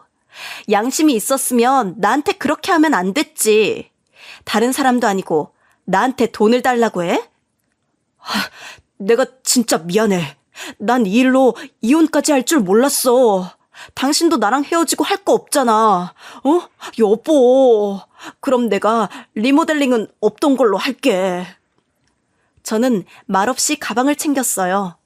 더 이상 남편이랑 대화하고 싶지 않았죠.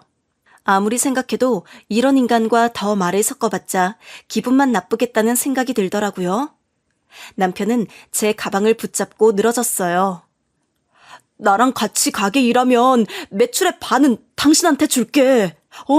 제발 이혼은 안 돼. 내가 너처럼 아무 생각 없이 일 벌이는 줄 알아?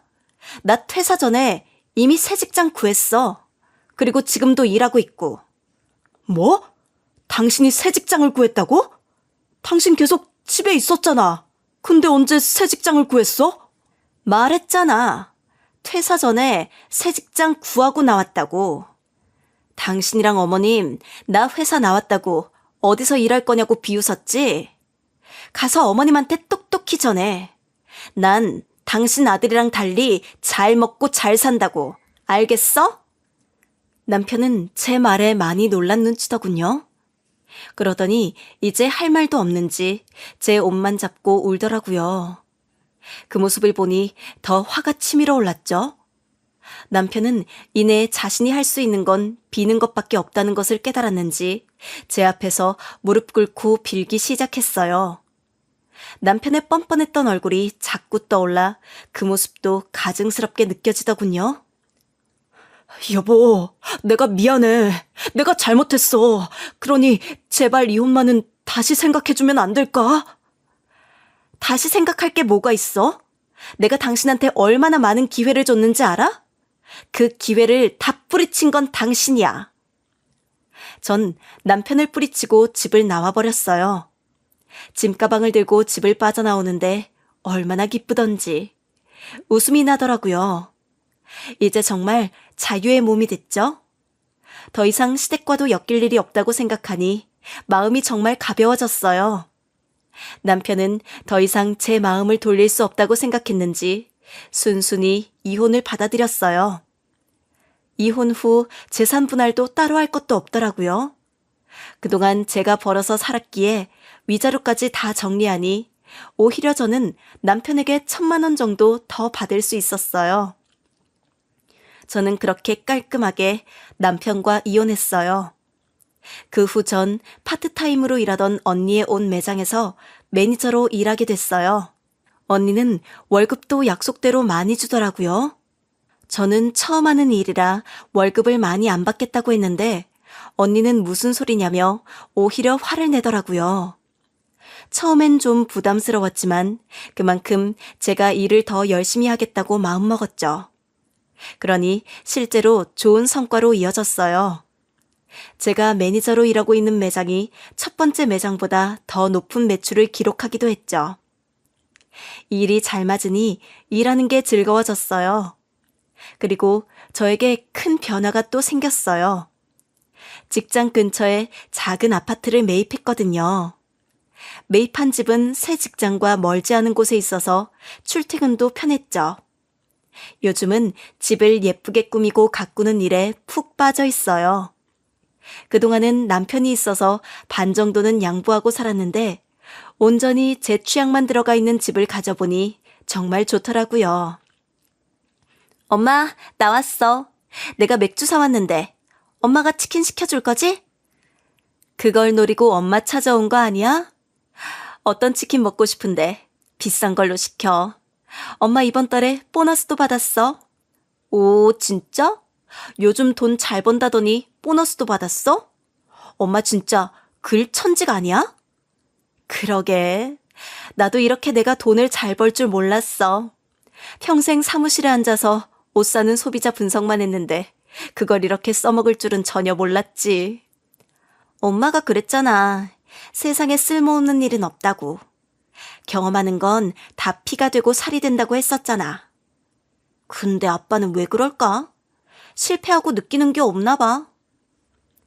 저는 딸의 말에 크게 웃을 수밖에 없었죠. 딸아이가 보기에도 남편은 정말 이해 못할 사람인가 싶었거든요. 하긴 저도 20년을 살면서 그 사람을 이해하지 못했거든요. 남편은 그 후 결국 시어머니의 칠순잔치를 했다고 하더라고요. 전 남편은 잔칫날 어찌나 울던지 사람들이 다들 이상하게 쳐다봤을 정도라고 하더군요. 시어머니 역시 잔칫날 혼자 술만 마셨다고 하더라고요. 아들이 칠순잔치 전날 이혼당했으니 얼마나 답답하셨겠어요? 저는 딸아이에게 그 소식을 듣고 웃음을 참을 수 없었어요. 제가 원하던 그림이 딱 나왔거든요. 결국 잔치는 1시간 만에 끝났다고 해요. 그 후 시어머니가 저에게 몇 번이나 전화를 걸었지만 저는 시어머니의 전화를 받지 않았어요. 받아봤자 남편이랑 하는 말이 똑같을 게 뻔했거든요. 그리고 전 남편과 시어머니의 말에 흔들릴 거였으면 저는 애초에 이혼도 안 했을 것 같아요. 그만큼 확신이 있었기에 더 고민할 필요가 없었죠. 네 아빠를 어떻게 이해하겠니? 그래도 일을 하고 있다니 얼마나 다행이야. 이젠 엄마도 없으니 일을 때려치울 수도 없겠지. 할머니도 마찬가지고. 그러니까 그걸 진작에 보여줬어야 했는데 왜 이제야 이혼을 했는지 몰라. 엄마가 이렇게 웃으면서 이야기하니까 좋다. 처음엔 나한테 미안해하더니 당연하지. 다른 사람은 몰라도 너한테 미안하지. 너무 내 생각만 한 건 아닐까 싶고. 엄마는 나도 이제 다 컸는데 뭘 그런 걸 걱정해. 난 완전 엄마 편이야. 남편은 결국 가게를 정리했다고 하더군요. 원래 가게가 잘 되는 것도 아니었고 칠순잔치 비용도 갚아야 하니 돈이 필요해 정리를 한 것 같아요. 남편은 그렇게 자기 가게를 정리하고 돈을 잘 번다고 부러워하던 옆 가게 직원으로 들어갔다고 하더라고요. 그리고 앞 식당에서 시어머니가 설거지 아르바이트를 하고 있다고 했죠. 아마 당장 쓴 돈을 갚느라 그런 선택을 한 것 같아요. 엄마, 나 이번에 인턴십 했다고 말했나? 이번에 일하면서 확실하게 느꼈어. 난 엄마처럼 의류회사에서 한번 일해보고 싶어. 의류회사? 진짜? 넌 엄마가 그렇게 힘들게 일하는 모습 보고도 거기서 일하고 싶어? 야근을 밥 먹듯이 해야 하는데? 응, 그래도 일해보고 싶어. 엄마는 거기서 잘 버텼잖아. 나도 내가 좋아하는 일 해보려고. 네가 하고 싶다면 엄마는 말릴 생각 없어. 하고 싶은 거 다 해봐. 엄마가 할 수 있는 데까지 열심히 밀어줄게. 난 항상 엄마가 있어서 든든했어. 앞으로도 엄마 생각하면 항상 든든함을 느낄 거야. 고마워, 엄마. 그렇게 말해주니 엄마가 잘 산 것 같다. 엄마도 고마워. 이렇게 잘 커져서. 너무 노력하지 않아도 돼. 엄마가 뒤에 있으니까 넌 항상 할 수 있는 만큼만 최선을 다해 살아. 알았지? 응? 엄마, 그동안 너무너무 고생했어. 앞으로 펼쳐질 엄마의 인생 2막도 응원할게. 저는 이렇게 딸의 응원을 받으며 매일 새로운 기분으로 잘 살아가고 있어요. 딸은 자주 절 찾아와 이렇게 힘을 주곤 해요. 어렸을 땐 마냥 딸처럼 보였는데 요즘은 딸이 든든한 친구처럼 느껴지기도 하더라고요. 딸은 평소에 절 더 잘 따라서 남편이랑 시어머니도 자주 안 보는 눈치더라고요. 그래서 그런지 시간이 되는 날엔 저와 시간을 많이 보내는 것 같아요. 저는 딸과 함께하는 시간도 즐기고 또 혼자 있는 시간도 즐기며 행복하게 잘 살고 있어요. 여러분, 저는 이혼을 하면서 돈이 무섭다는 걸 다시 한번 깨닫게 되었어요. 20년을 함께 살아도 돈 때문에 거리가 한순간에 멀어지기도 한다는 걸 알게 되었죠. 지금 생각해보면 돈 때문에 남편과 거리가 멀어졌다기보단 당연한 걸 잊고 살아서 결국 이혼까지 했다는 생각이 들어요. 남편과 시어머니는 저에게 한순간도 고마워하지 않았거든요.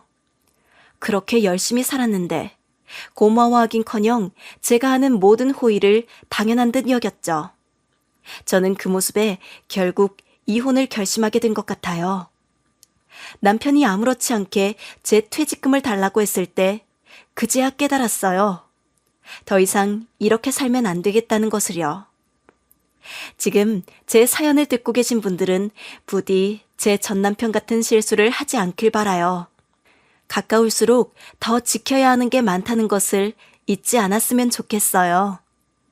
가족이란 이름으로 모든 것을 정당화하지 않길 바랄게요. 그럼 지금까지 제 사연을 들어주셔서 감사합니다. 이 사연을 듣고 계시는 여러분 모두 행복하길 바랄게요.